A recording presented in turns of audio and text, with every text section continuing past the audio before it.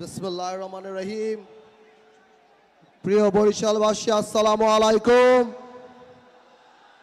মঞ্চে উপস্থিত জাতীয় নেতৃবৃন্দ এবং বাংলাদেশ জাতীয়তাবাদী দল বিএনপির সম্মানিত চেয়ারম্যান, আসসালামু আলাইকুম।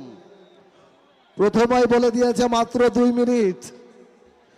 প্রিয় বরিশালবাসী, আজ থেকে 14 বছর আগে সংসদে দাঁড়িয়ে বলেছিলাম তৎকালীন প্রধানমন্ত্রীর চোখে চোখ রেখে তারেক রহমান বাংলাদেশে আসবে। আপনাদের মনে আছে?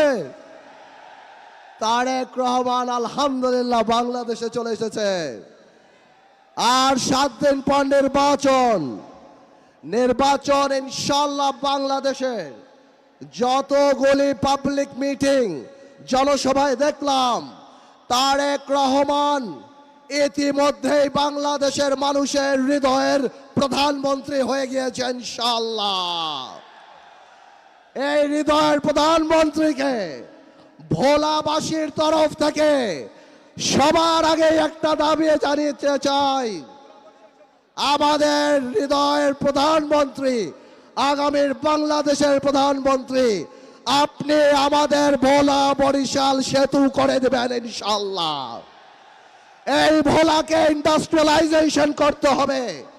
এই ভোলায় যত বক্তব্য আসে খালি বলে ভোলার গ্যাস কিভাবে আনবো, ভোলাকে কি দিব তা কেউ বলে না।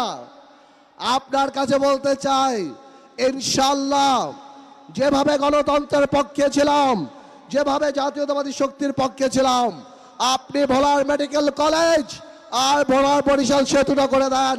সারা জীবন জাতীয়তাবাদীর পক্ষে থেকে এই গণতন্ত্রের পতাকা ইনশাআল্লাহ উত্তোলন করে রাখবো। আলহামদুলিল্লাহ। আসসালামু আলাইকুম। সবাই ভালো থাকবেন।